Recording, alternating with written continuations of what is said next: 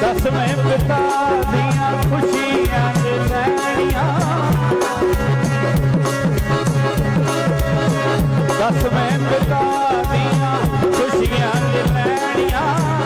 ਖੰਡੇ ਵਾਲਾ ਅੰਮ੍ਰਿਤ ਪੀ ਜੀ ਸੰਗਤ ਖੰਡੇ ਵਾਲਾ ਅੰਮ੍ਰਿਤ ਪੀ, ਦਸਵੇਂ ਪਿਤਾ ਦੀਆਂ ਖੁਸ਼ੀਆਂ ਦੇ ਲੈਣੀਆਂ।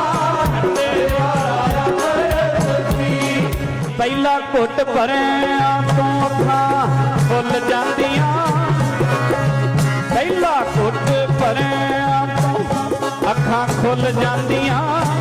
ਪਤਾ ਨਹੀਂ ਉਹ ਬਾਟੇ